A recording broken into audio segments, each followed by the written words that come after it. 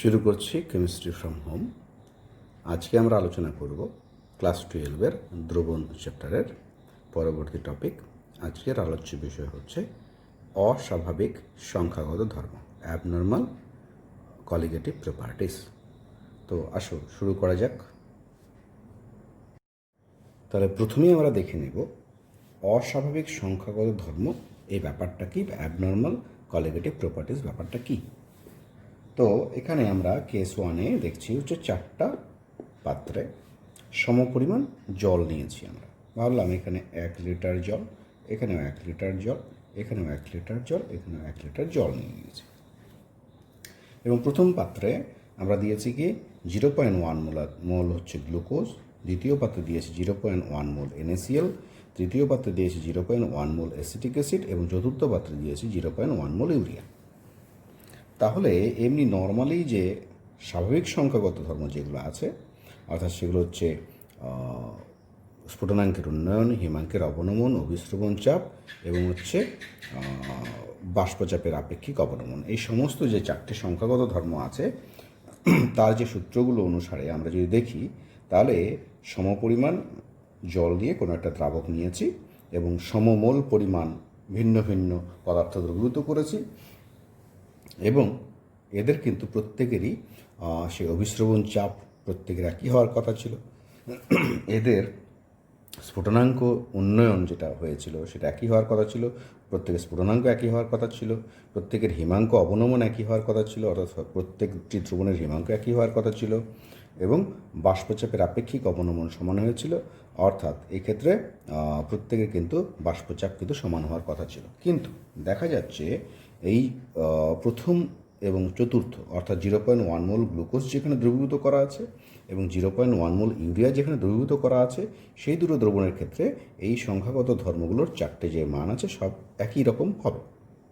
কিন্তু এই দ্বিতীয় এবং তৃতীয় দ্রবণ দুটোতে কিন্তু সংখ্যাগত ধর্মের মানটা ভিন্ন পাবে।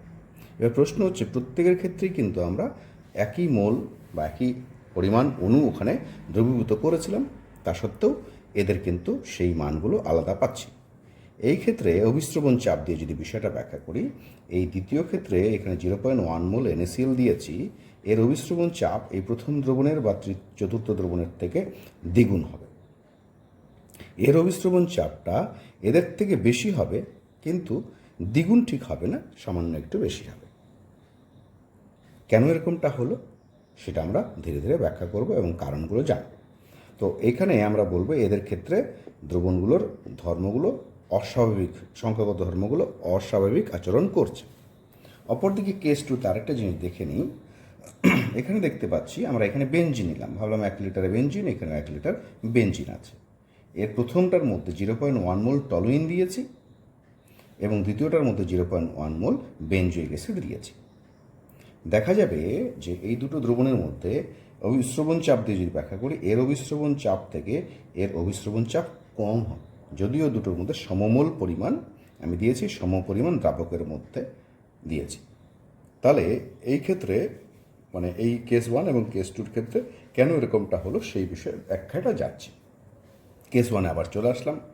এই ক্ষেত্রে NaCl একটা তড়িৎ বিশ্লেষ্য পদার্থ এবং সেটা তীব্র তড়িৎ বিশ্লেষ্য। অ্যাসিটিক অ্যাসিড একটা তড়িৎ বিশ্লেষ্য পদার্থ এবং সেটা মৃদু তড়িৎ বিশ্লেষ্য পদার্থ। এই তীব্র তড়িৎ বিশ্লেষ্যের কেসটা কি? এরকম পদার্থ যেরকম সোডিয়াম ক্লোরাইড তীব্র তড়িৎ বিশ্লেষ্য, অর্থাৎ এখানে যদি আমি একটা দ্রবণের মধ্যে 100খানা NaCl অণু বা আয়নীয় জোটকে দ্রবীভূত করি, তাহলে প্রত্যেকটা অণু বা আয়নীয় জোট বিয়োজিত হয়ে Na+ এবং Cl- এ পরিণত হবে, অর্থাৎ NaCl এর এক একটা কণা তৈরি করবে দুটো কণা Na+ এবং Cl-। এখানে বিয়োজন মাত্রা বলে একটা বিষয় আছে, আমরা জানবো, সেটা 100% হওয়ার জন্য প্রত্যেকটা 100টা অণু দিলে 100টাই বিয়োজিত হবে, অর্থাৎ 100টা অণুর থেকে 200 অণু হবে। 0.1 মোল যদি দিয়ে থাকি, তাহলে 0.1 মোল এর কণার সংখ্যা যা হওয়ার কথা তার দ্বিগুণ কণার সংখ্যা এখানে হবে। ঠিক আছে। অপরদিকে এখানে যেটা হবে, এখানে কিন্তু এটা CH3COOH অর্থাৎ অ্যাসিটিক অ্যাসিড, এটা কিন্তু মৃদু তড়িৎ বিশ্লেষ্য পদার্থ, ফলে এর কিন্তু বিয়োজন হবে, কিন্তু পুরোপুরি বিয়োজন হবে না। ব্যাপারটা কি, এর 100খানা অণু যদি আমি এখানে নিই, তাহলে দেখা যাবে 100টা অণু কিন্তু বিয়োজিত হচ্ছে না, হচ্ছে খুব অল্প সংখ্যক, সেই 5টা বা 7টা বা 10টা অণু বিয়োজিত হবে। বাকি যে যদি 7টা বিয়োজিত হয় তাহলে 93টা অণু 93 সংখ্যক অণু কিন্তু অবিয়োজিত থাকবে। অর্থাৎ 0.1 মোল অ্যাসিটিক অ্যাসিডের যে কণা সংখ্যা থাকবে এখানে তার কণা সংখ্যা কিছুটা বাড়বে, একদম পুরোপুরি দ্বিগুণ কিন্তু হচ্ছে না, কারণ এটা মৃদু তড়িৎ বিশ্লেষ্য পদার্থ। তাহলে কণার সংখ্যা কিন্তু এখানে এখানে এখানে এখানে কিন্তু প্রত্যেকের সমান নেই। 1 নম্বর দ্রবণ এবং 4 নম্বর দ্রবণের কিন্তু কণার সংখ্যা সমান, কারণ এগুলো কিন্তু তড়িৎ বিশ্লেষ্য নয়। ফলে দ্রবণেরা কিন্তু এক একটা অণু এক একটা কণা হিসেবে থাকবে, এক একটা অণু এক একটা কণা হিসেবে থাকবে। এখানে কণার সংখ্যা হবে এর বা এর কণা সংখ্যার দ্বিগুণ, এখানে কণার সংখ্যা হবে এর বা এর কণার সংখ্যার থেকে সামান্য বেশি। পরিষ্কার? সেই জন্য অভিস্রবণ চাপ দিয়ে যে বলছিলাম এর অভিস্রবণ চাপ এর অভিস্রবণ চাপ সমান, এর অভিস্রবণ চাপ দ্বিগুণ হবে কারণ কণার সংখ্যা দ্বিগুণ। আমরা জানি যে সংখ্যাগত ধর্ম হচ্ছে সেই সকল ধর্ম যেগুলো দ্রবণে দ্রবীভূত দ্রাবের প্রকৃতির উপর নির্ভর করে না, শুধুমাত্র কণার সংখ্যার উপর নির্ভর করে। যেহেতু কণার সংখ্যা বেড়ে গেল তাই অভিস্রবণ চাপ এখানে বেড়ে যাবে। এখানে কণার সংখ্যা সামান্য বেড়েছিল, সেই জন্য অভিস্রবণ চাপ সামান্য বাড়বে। অপরদিকে এখানে কি বলেছি কেস 2তে, এখানে এই বেনজোইক অ্যাসিড যখন বেনজিনে দ্রবীভূত করা থাকবে তখন বেনজোইক অ্যাসিডের প্রত্যেক দুটো অণু কী করবে, একসঙ্গে যুক্ত হয়ে ডাইমার রূপে অবস্থান করবে। এখানে কিন্তু টলুইন কিন্তু সংযোজিত হবে না। ফলে এখানে এর যে সংখ্যাগত ধর্ম, যদি অভিস্রবণ চাপ বলি, সে তার যে মান হবে, এর ক্ষেত্রে কণার সংখ্যা কমে যাওয়ার জন্য প্রত্যেক দুটা অণু যদি একসঙ্গে জোটবদ্ধ হয়ে যায়, ডাইমার করে, তাহলে এর 0.1 মোলে যে অনুসংখ্যা থাকার কথা এখানে কণার সংখ্যা হবে ঠিক তার অর্ধেক। ফলে অভিস্রবণ চাপ এখানে কিন্তু কম দেখাবে। তাহলে এই অস্বাভাবিক সংখ্যাগত ধর্ম আসলে কিছুই সেরকম অস্বাভাবিক কিছু নয়। আমরা যদি এর ভিতরেরকার গল্পটা জেনে নিই তাহলে কিন্তু সেগুলো অস্বাভাবিক কিছু মনে হবে না। তাহলে আশা করি বিষয়টার সম্পর্কে ধারণা আসলো। এইবারে আমরা চলে যাব হচ্ছে এর বিয়োজন, এদের সংযোজনটা কিভাবে হয় সেই গল্পে। এবং সেই ক্ষেত্রে দুটো শব্দ আসবে, বিয়োজন মাত্রা বলে একটা গল্প আসবে, শব্দ আসবে, এবং সংযোজন মাত্রা বলে একটা শব্দ কিন্তু আসবে। তাহলে আমরা কি জানলাম? অস্বাভাবিক সংখ্যাগত ধর্ম কারা দেখায়? দ্রবণের মধ্যে দ্রবীভূত অবস্থায় যে সকল দ্রাবের অণুগুলো সংযোজিত হয় অথবা বিয়োজিত হয়, সেই সকল ক্ষেত্রে কিন্তু সংখ্যাগত ধর্মের যে মানগুলো আমরা পাবো স্বাভাবিক মানগুলোর থেকে সেই মানগুলো কিন্তু আলাদা হবে, আর তখনই সেটাকে বলি আমরা অস্বাভাবিক সংখ্যাগত ধর্ম। পরিষ্কার হলো বিষয়টা? আমরা এবার ধীরে ধীরে আসি, প্রথম কেস 1টা ব্যাখ্যা করছি। কেস 1-এর ক্ষেত্রে এখানে কি দেখলাম? NaCl এর কেস দেখলাম। NaCl এর অণু বিয়োজিত হয়ে Na+ এবং Cl- তৈরি করে, এবং যতগুলো অণু আমরা নেব প্রত্যেকটাই বিয়োজিত হয়। অর্থাৎ এখানে বিয়োজন মাত্রা যদি বলি, বিয়োজন মাত্রা হবে 100%। আবার CH3COOH এটা কিন্তু পুরোপুরি বিয়োজিত হয় না, এখানে একটা বিয়োজনের সাম্যাবস্থা করতে হয়, CH3COO- আর H+ আয়ন। এবার এখানে 100টা অণু যদি নিই তাহলে 100টা অণু সবগুলো বিয়োজিত হবে না, কিছু বিয়োজিত হবে আর কিছু অবিয়োজিত থাকবে। ঠিক আছে? এইবার তাহলে যেহেতু শব্দ আসলো বিয়োজন মাত্রা, তাহলে বিয়োজন মাত্রাটা কী জিনিস সেটা একটু জেনে নিই। বিয়োজন মাত্রা, যেটাকে আমরা আলফা দিয়ে প্রকাশ করি, তো সে বিয়োজন মাত্রাটা কি বলছে? কোনো তড়িৎ বিশ্লেষ, এগুলোকে বলছে তড়িৎ বিশ্লেষ, এটা তীব্র এটা মৃদু। তাহলে কোনো তড়িৎ বিশ্লেষ্য পদার্থের, কোনো তড়িৎ বিশ্লেষ্য পদার্থের মোট অণুর যত ভগ্নাংশ বিয়োজিত অবস্থায় থাকে তাকে বিয়োজন মাত্রা বলে। তাহলে কি দেখলাম? মোট অণু যত ভগ্নাংশ বিয়োজিত থাকে তাকেই বলছি আমরা বিয়োজন মাত্রা। তাহলে বিষয়টাকে আরেকটু দেখে নিই আমরা। এটা মুছে দিলাম আমি। তাহলে বিয়োজন মাত্রা যদি হয় সেটা আলফা ইকুয়াল টু দাঁড়াচ্ছে হচ্ছে বিয়োজিত অণুর সংখ্যা বাই মোট অণুর সংখ্যা। এইটা দিয়ে আমরা বুঝে ফেলবো যে বিয়োজিত অণুটা মোট অণুর কত ভগ্নাংশ। এটা হচ্ছে এভাবে প্রকাশ করতে পারি, অথবা যদি পার্সেন্টেজে প্রকাশ করতে হয় তাহলে ইন্টু 100% হয়ে যায়। এবার আমি যদি বলি যে অ্যাসিটিক অ্যাসিডের কোনো একটা দ্রবণে CH3COOH এর কোনো একটা দ্রবণে এর বিয়োজন মাত্রা আলফা হচ্ছে ভাবলাম 10%। এর মানে কি? এর মানে হচ্ছে 100টা অণু যদি নিই তাহলে তার মধ্যে 10খানা অণু হচ্ছে বিয়োজিত হবে, আর বাকি 90খানা বিয়োজিত হবে না। ঠিক আছে, এটা 10%, অথবা আমরা এটাকে পার্সেন্টেজটাকে এমনি প্রকাশ করলে নর্মালি পার্সেন্টেজ না দিলে পরে সেটা হবে 0.1, এটা হবে বিয়োজন মাত্রা। তাহলে আলফা পার্সেন্টেজে প্রকাশ করতে পারি অথবা এমনি কোনো সংখ্যা দিয়ে প্রকাশ করতে পারি। তাহলে এই যে বিয়োজন মাত্রা, সেই বিয়োজন মাত্রার সঙ্গে বিয়োজন ধ্রুবকের একটা সম্পর্ক আছে, সেটা একটু দেখে নিন। কীরকম বিষয়?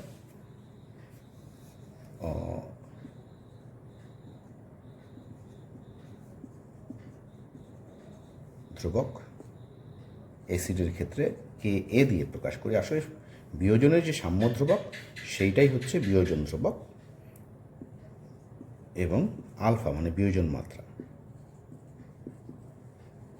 সম্পর্ক। এটা ক্লাস 11-এ ছিল, তো তাও একবার দেখিয়ে দিচ্ছি। বিষয়টা কীরকম? ভাবলাম CH3COOH এটা যেটা ছিল তার বিয়োজন হচ্ছে, বিয়োজনে একটা সাম্যাবস্থা গঠন করে। আমি এখানে সংক্ষেপে দেখাচ্ছি যে বিয়োজন ধ্রুবক কে এ এবং আলফা এর সম্পর্ক যেটা আছে, CH3COOH কী করছে? CH3COO- এবং H+ আয়নে বিয়োজিত হচ্ছে। যদিও জলের কেসটা এখানে ধরিনি, শুধু মূল জিনিসটার কথা বলছি। এবার শুরুতে মানে বিয়োজনের শুরুতে এর গাঢ়ত্ব যদি হয় সি, শুরুতে তো বিয়োজন হয়নি, তাহলে এটা 0, এটা 0। এবার একটা সময় আসবে যখন সাম্যাবস্থা গঠন হবে। সাম্যাবস্থায় গাঢ়ত্ব যদি বলি, তাহলে এর সাম্যাবস্থায় বিয়োজন কত হলো? ভাবলাম এর বিয়োজন মাত্রা আলফা, তাহলে সি মূল থেকে সি আলফা পরিমাণ বিয়োজন হয়ে যাবে। ছিল সি, তাহলে থাকবে হচ্ছে সাম্যাবস্থায় সি মাইনাস সি আলফা।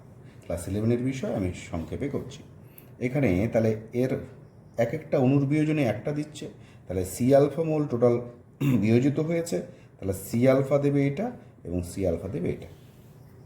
পরিষ্কার হলো? এবার এখানে আমরা আবার দেখছি বাকি বিষয়টা।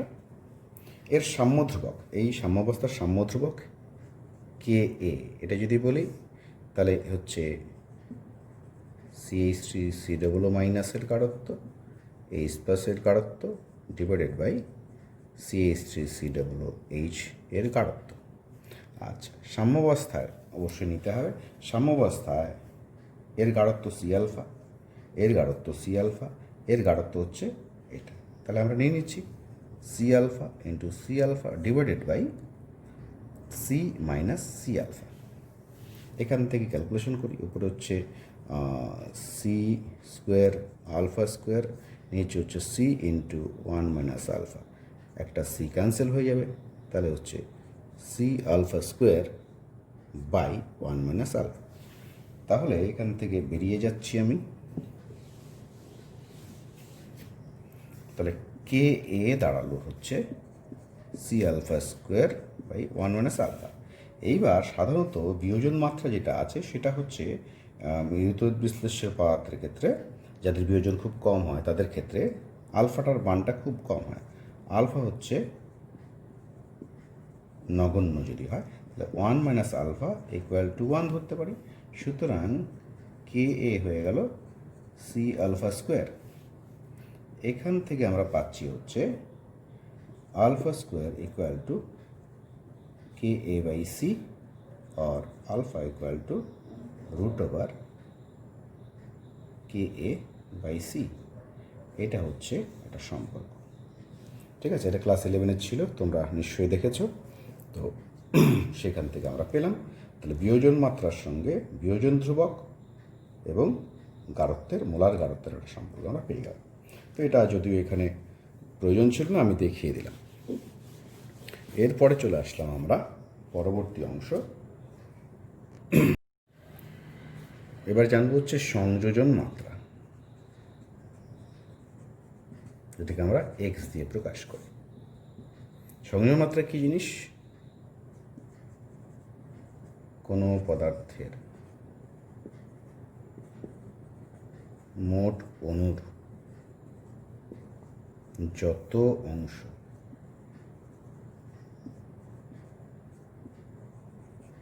সংযোজিত অবস্থায় থাকে তাকে সংযোজন মাত্রা বলে। সুতরাং সংযোজন মাত্রা এক্স ইকুয়াল টু দাঁড়াচ্ছে হচ্ছে সংযোজিত অণুর সংখ্যা বাই মোট অণুর সংখ্যা। যদি পার্সেন্টেজে করি তাহলে ইন্টু 100%। এগুলো আমরা জেনে নিলাম। এবার মূল প্রসঙ্গে ফিরে আসি। ওই যে দেখছিলাম যে তড়িৎ বিশ্লেষ্য পদার্থগুলো আছে মৃদু বা তীব্র, এবং যে সকল পদার্থ দ্রবণে সংযোজিত হয় তাদের ক্ষেত্রে আমরা ওই সংখ্যাগত ধর্মগুলোর যে পরিবর্তন হয়ে যে মানগুলো আসবে সেগুলো কীরকমভাবে নির্ণয় করব, বা এই সমস্ত ক্ষেত্রে আমরা সংখ্যাগত ধর্মগুলোর প্রয়োগ কেমন করে করব, আমরা সেই বিষয়ে আসি। আমরা আগে দেখেছি যে সংখ্যাগত ধর্মগুলোর যেগুলো মান আমরা নির্ণয় করার জন্য কতগুলো ফর্মুলা ইউজ করেছিলাম। তো ফর্মুলাগুলো ছিল কি কি, আমি এখানে ডান দিকে লিখে নিচ্ছি। একটা বাষ্পচাপের আপেক্ষিক অবনমন সংক্রান্ত রাউল সূত্রে যেটা ছিল সেটা কি ছিল? সেটা ছিল হচ্ছে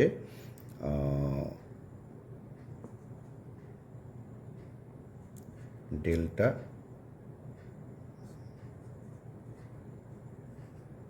x2, অথবা এটাকে বলতে পারছি আমরা কি P0 minus P by P0 equal to x2। এটা ছিল একটা ফর্মুলা। এরপরে আমি এটাকে রাখলাম না, এটা 1 নম্বর। তারপরে ছিল হচ্ছে স্ফুটনাঙ্কের উন্নয়ন সংক্রান্ত formula, delta TB equal to KB into M. তারপরে ছিল হিমাঙ্কের অবনমন সংক্রান্ত রাউল সূত্র, সেটা delta TF equal to K F into M. আর ছিল হচ্ছে পাই ইকুয়াল টু সিআরটি। এই সমস্ত সূত্রগুলো আমাদের ছিল স্বাভাবিক সংখ্যাগত ধর্মের কেসে। এবার অস্বাভাবিক সংখ্যাগত ধর্ম যখন আসবে তখন এই যে ফর্মুলাগুলো আছে সেগুলোকে আমরা কাজে লাগাতে পারবো, এবং সেক্ষেত্রে কাজে লাগানোর কায়দা হচ্ছে জাস্ট এগুলোকে একটা করে আই দিয়ে গুণ করে দাও, তাহলে এগুলো তড়িৎ বিশ্লেষ্য পদার্থের ক্ষেত্রে বা যে সকল পদার্থ দ্রবণের সংযোজিত হয় তাদের ক্ষেত্রেও সূত্রগুলো তখন প্রয়োগ করা যায়। এবার এই আইটা কি জিনিস? আই হচ্ছে ভ্যান হফ গুণক বা ভ্যান হফ ফ্যাক্টর।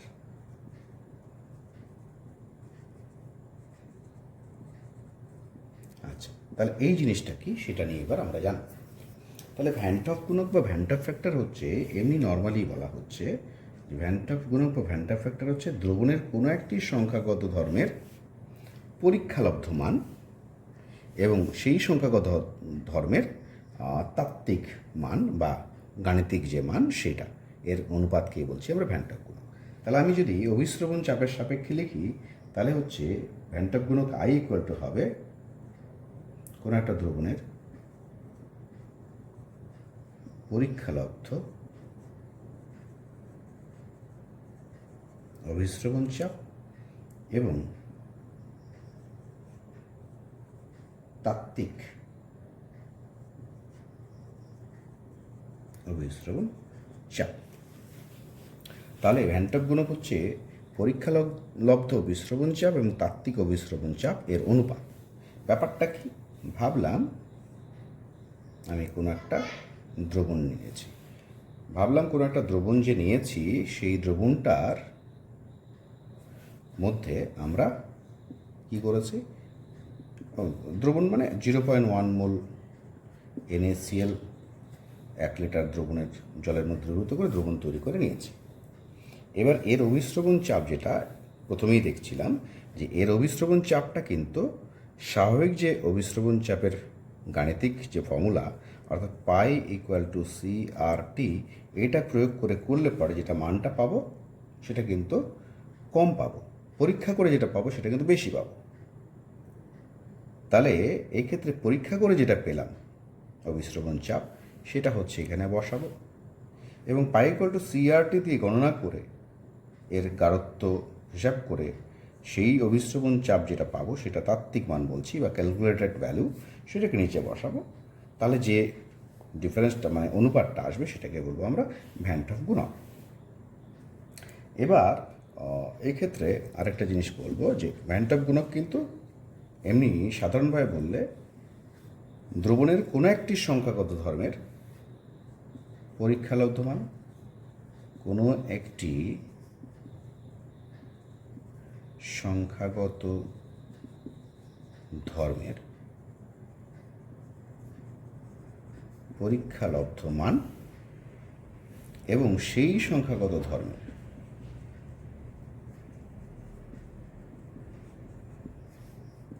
তাত্ত্বিক মান, এই অনুপাতটাকেই বলবো আমরা প্রকৃতপক্ষে ভ্যান টপ গুণক। তাহলে ভ্যান টপ গুণকের যদি হিসাবপত্র করতে চাই তাহলে আমরা এভাবে লিখতে পারি, I = যদি আমরা অভিস্রবণ চাপের ভিত্তিতে লিখি পাই প্রাইম বাই পাই, পরীক্ষালব্ধ অভিস্রবণ চাপ, তাত্ত্বিক অভিস্রবণ চাপ, অথবা যদি বলি হচ্ছে বাষ্পচাপের অবনমনের ক্ষেত্রে বাষ্পচাপের অবনমন, পরীক্ষালব্ধ মান এবং বাষ্পচাপের তাত্ত্বিক অবনমন।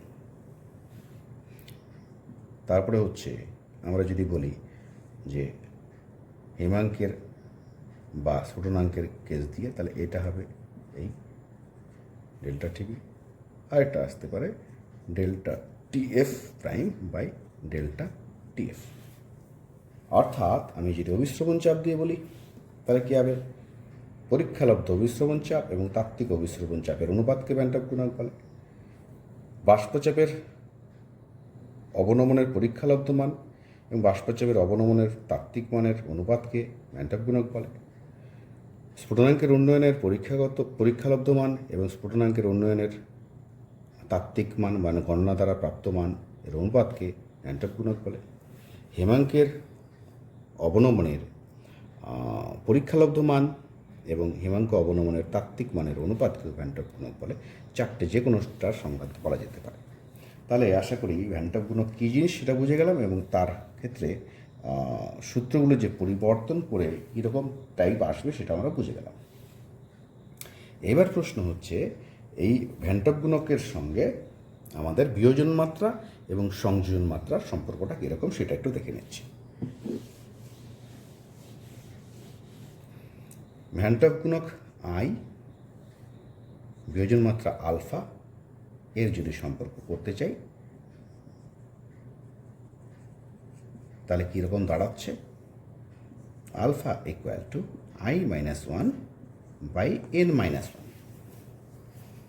আবার এদিকে একটা করছি, ভ্যান টপ গুণক I এবং সংযোজন মাত্রা x এর সম্পর্কটা কীরকম সেটা দেখছি। সেটা হচ্ছে x সংযোজন মাত্রা x = I - 1 by 1 by n - 1। এই ব্যাপারগুলো দুটো উদাহরণ দিয়ে বুঝিয়ে দিচ্ছি। এখানে nটা কি, n হচ্ছে এক একটা অণুর বিয়োজনে কতগুলো কণার সৃষ্টি হচ্ছে। যদি আমরা NaCl এর ক্ষেত্রে করি তাহলে NaCl এর একটা অণু বিয়োজিত হয়ে দুটা দিচ্ছে, তাহলে এই ক্ষেত্রে n হয়ে গেল 2। যদি আমরা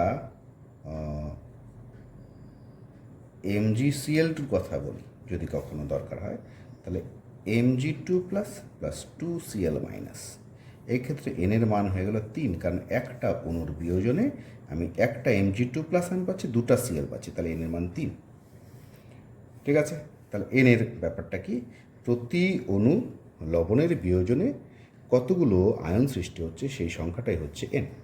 আই ভ্যান টাপ গুণক, আলফা হচ্ছে বিয়োজন মাত্রা, যেগুলো আগেই আমরা জেনে ফেলেছি। এক্ষেত্রে এনটা কি, কটা অণুর সংযোজনে একটা কণা সৃষ্টি হচ্ছে। আমরা যদি বেনজোয়িক অ্যাসিডের কথা বা অ্যাসিডিক অ্যাসিডের কথা ভাবি, অ্যাসিডিক অ্যাসিড কী হয়, CH3CH, এ কিন্তু যখন বেনজিনে দেওয়া হবে, বেনজিন দ্রবণ দিলে পরে এর দুটা অণু CH3CH, এর দুটা অণু মিলে একটা কণার সৃষ্টি করে। এরকমভাবে একটু দেখিয়ে দিই, এরকম একটা থাকছে, আরেকটা থাকছে হচ্ছে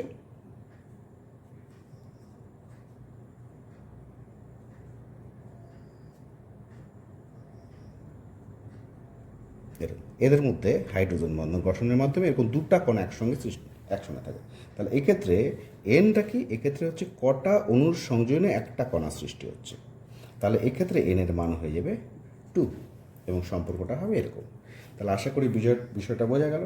তাহলে এই হচ্ছে এদের সম্পর্ক। এবার চলে আসবো আমরা একটা অঙ্ক আমরা দেখে নিচ্ছি। কেভিআরের একটি জলীয় দ্রবণের গাঢ়ত্ব 0.5 মোলার। উক্ত দ্রবণে 80% কেভিআর আয়নিত হলে ভ্যান টাপ গুণকের মান কত? সিম্পল একটা অঙ্ক দেখে নিচ্ছি।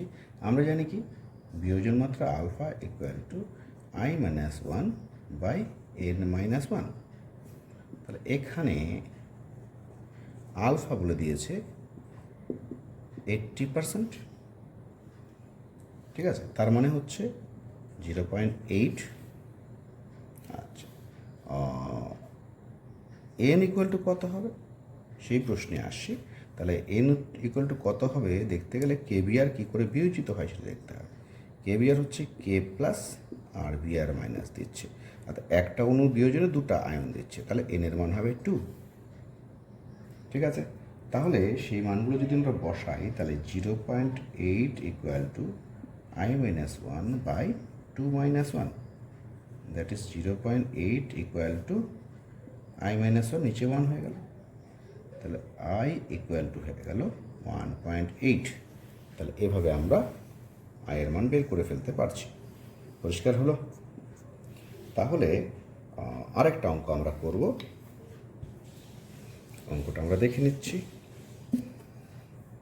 কি বলা হচ্ছে, সংযোজন এবং বিয়োজনের থেকে একটা অঙ্ক করছি। বলেছে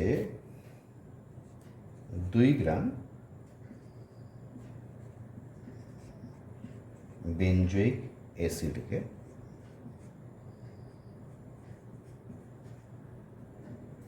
যার হচ্ছে আণবিক ওজন কত, 122 গ্রাম পার মোল, 25 গ্রাম বেনজিনে কি করা হলো, দ্রবীভূত করা হলে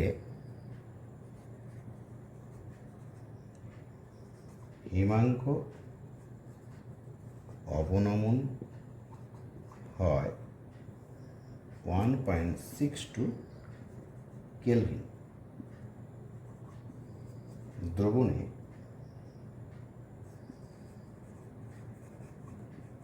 বেনজোয়িক অ্যাসিডের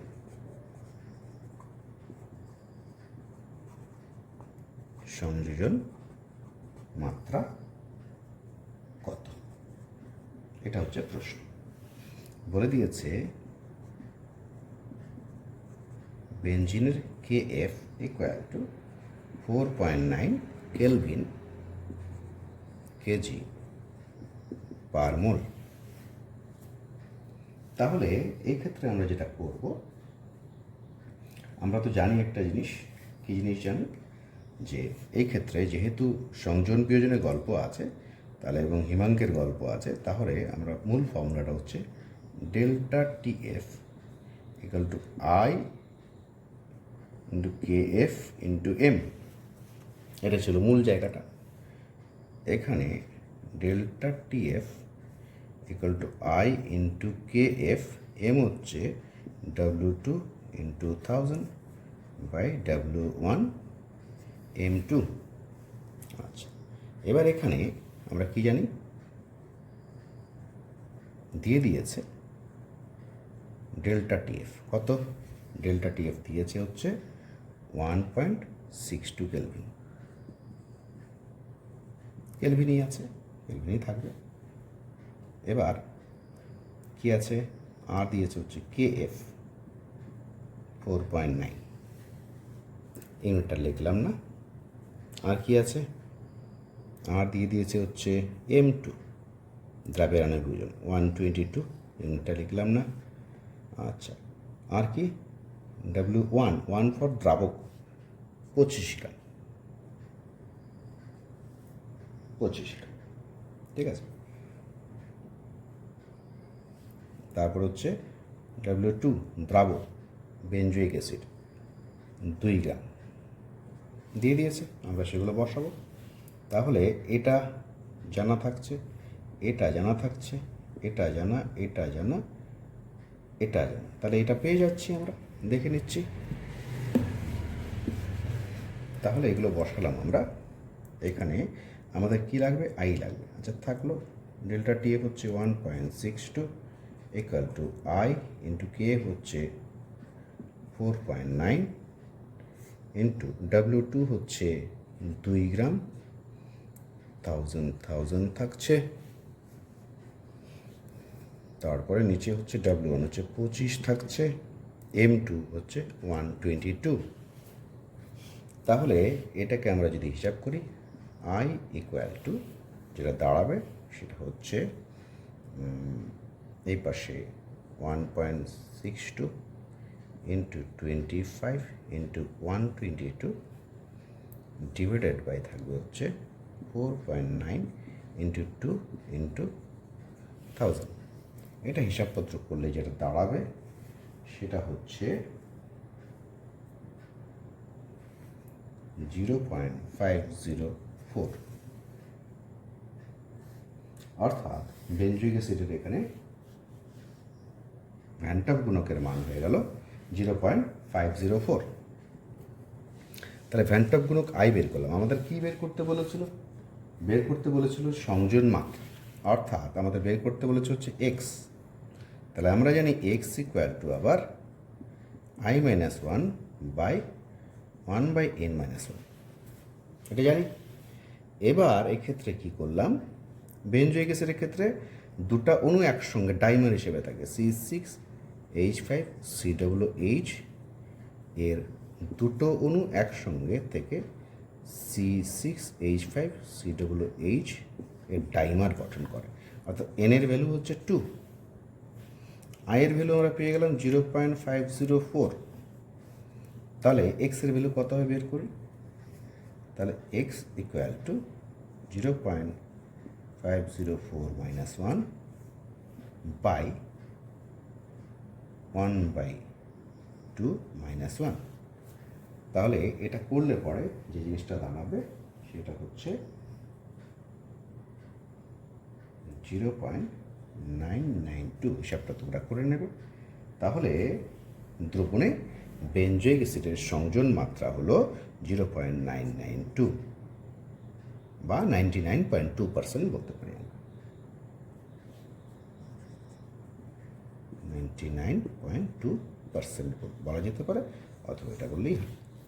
তাহলে আশা করি বোঝা গেল বিষয়টা।